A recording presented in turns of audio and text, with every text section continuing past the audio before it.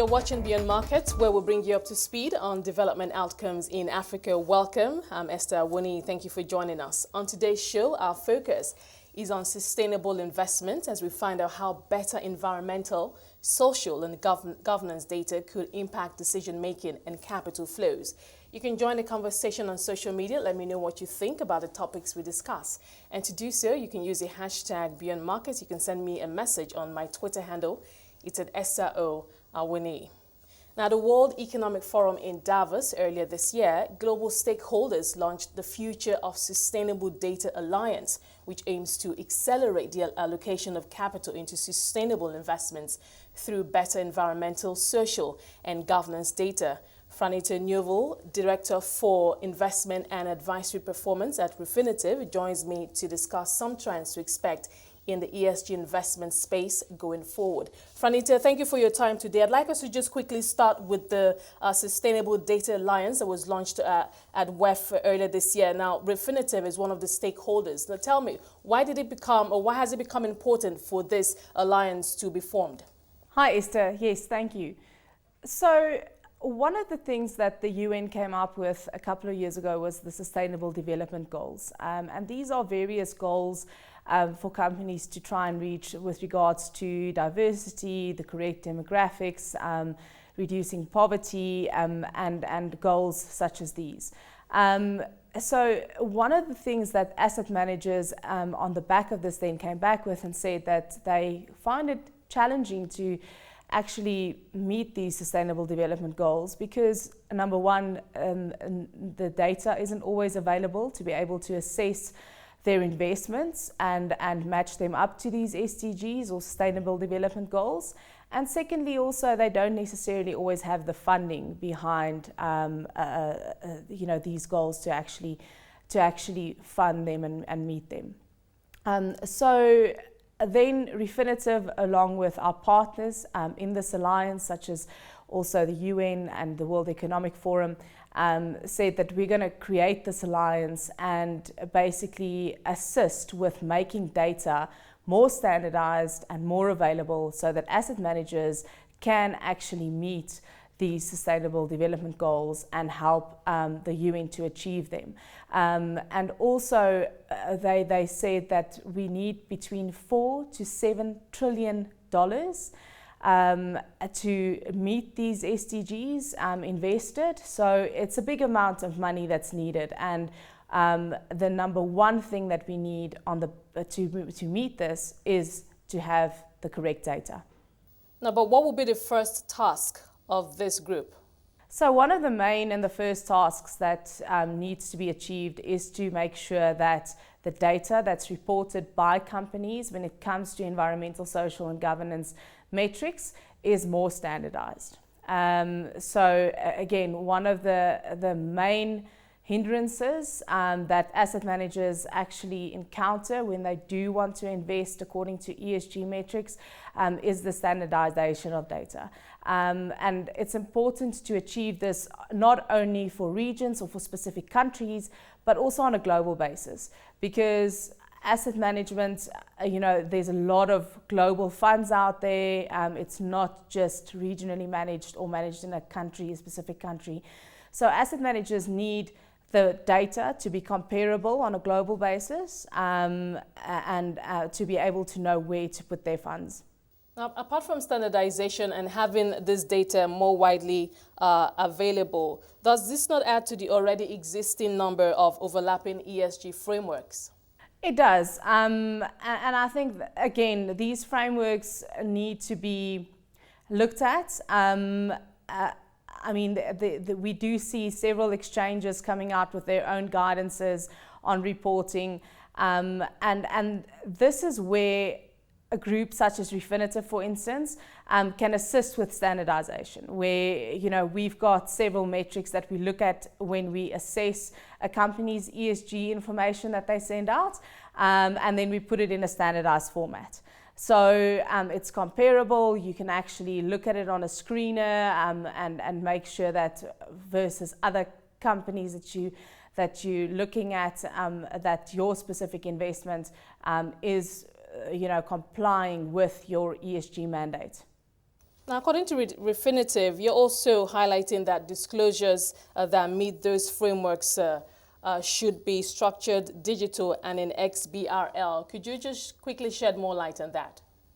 Yeah, so in a lot of cases, sometimes what happens is that the information is in hard copy that's received, and that's particularly challenging then to put into a system and to automate.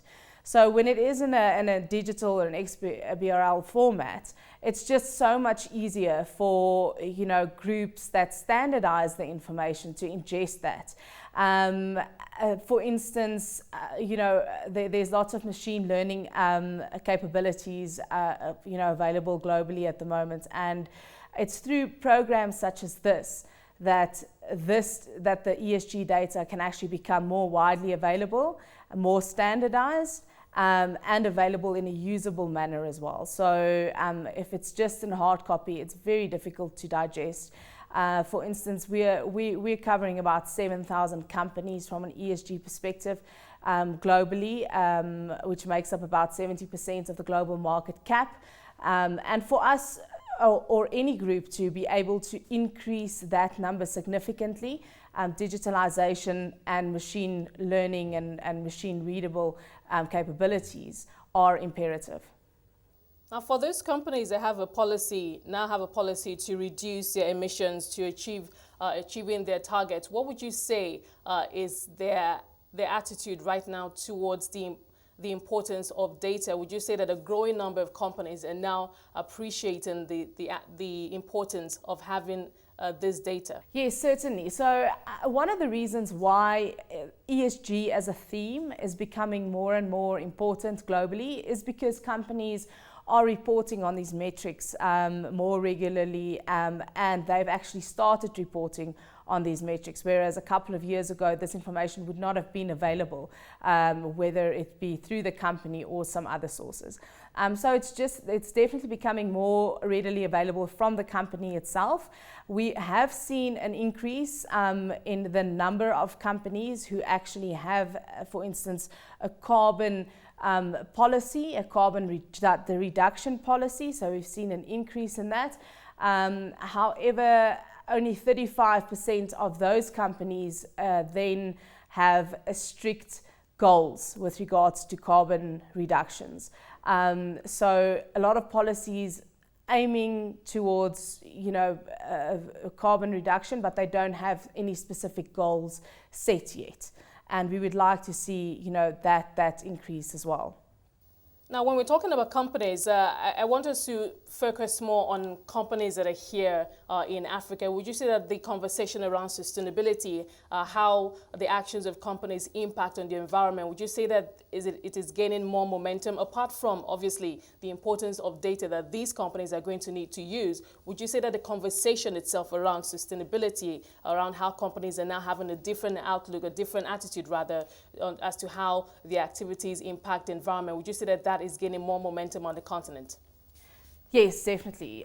So to take South Africa as an example, South Africa, the ESG reporting has been quite prevalent in South Africa for numerous years now. And then looking at Nigeria, so the Nigerian Stock Exchange at the end of 2018 already came out with their sustainability reporting guidelines, by which all companies on the main board actually have to report on their ESG metrics by the end of March 2021. So that's an incredibly encouraging action that was taken by the Nigerian Stock Exchange to actually put out these guidelines and make it mandatory to report.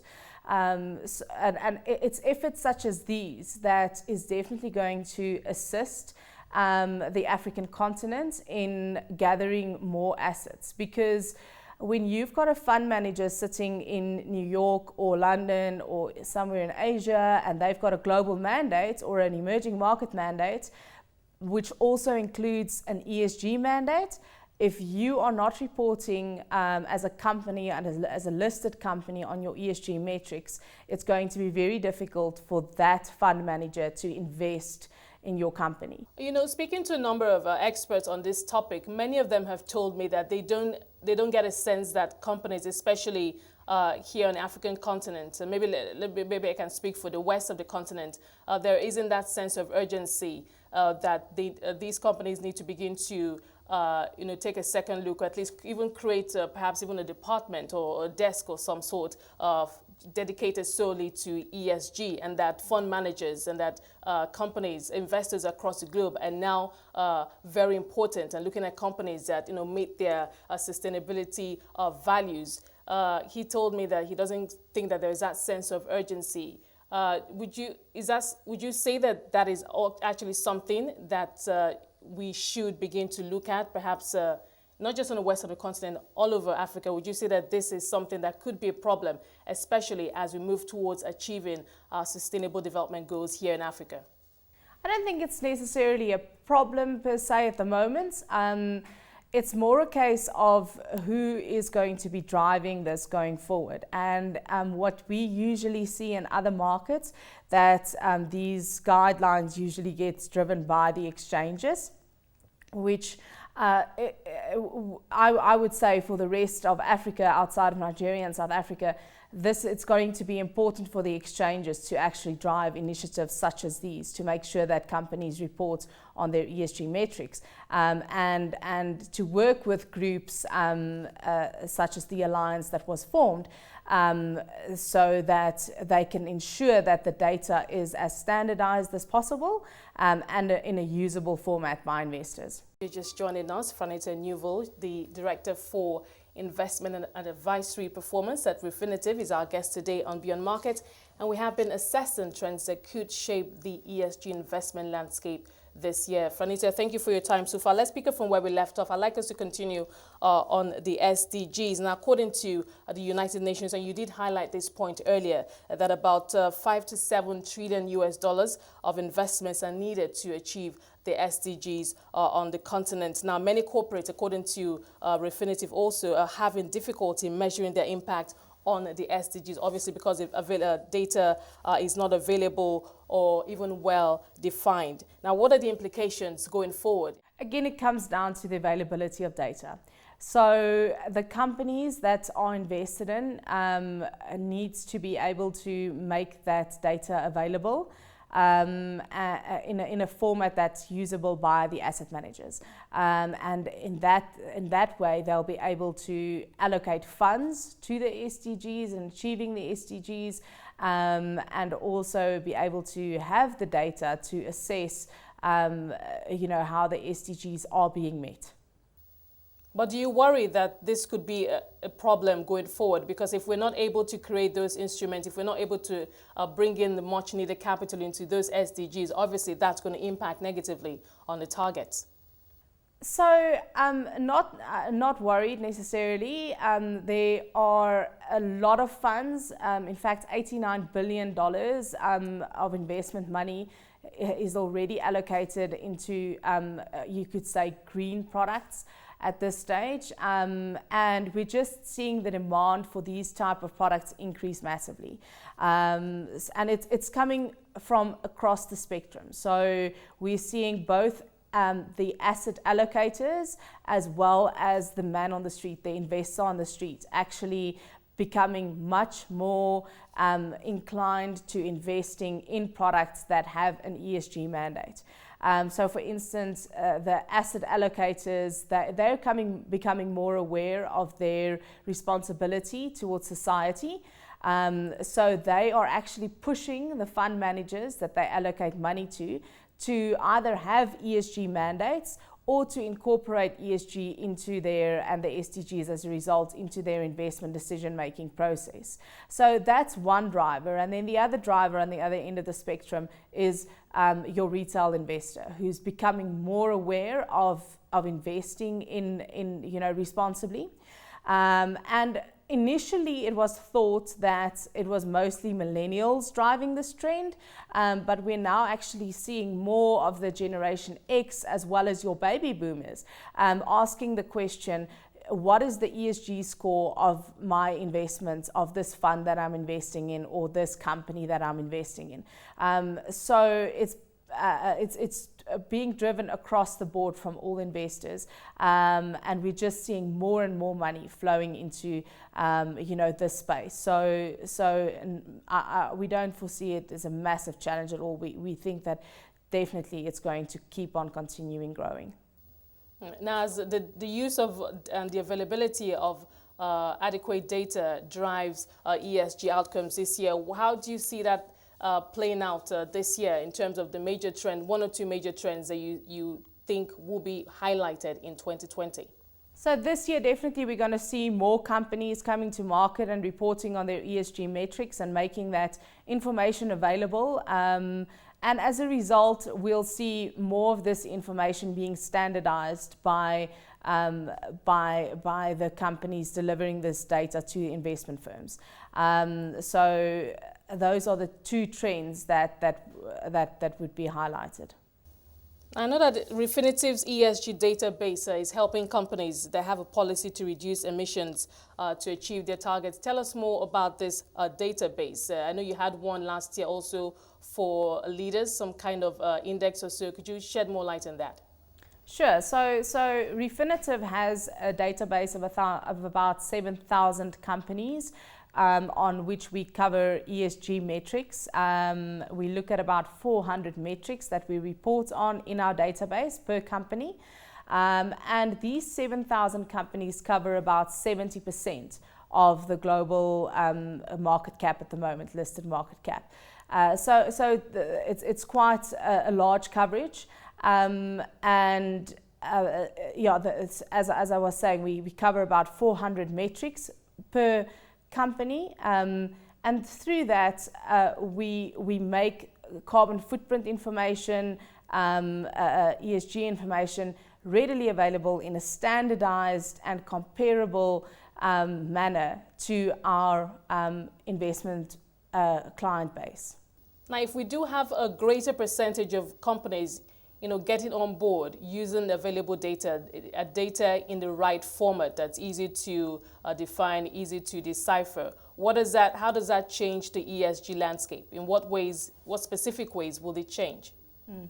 So it definitely makes it more competitive. In a lot of cases, what we've seen in our diversity and inclusion index, for instance, which is released on an annual basis, we see companies moving out of the index or to a lower position. And it's not necessarily because they're performing worse than the previous year, or that their diversity and inclusion is worse than the previous year.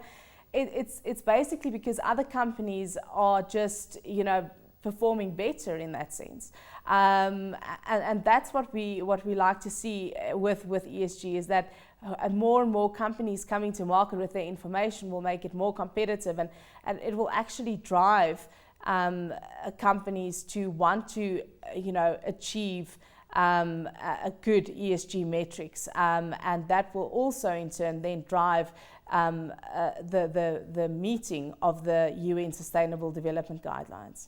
Now, what would happen to those companies who do not get on board? Perhaps the smaller companies who feel like, perhaps if that's possible, if they cannot afford the data, if they cannot keep up with the trend, what will happen to those companies?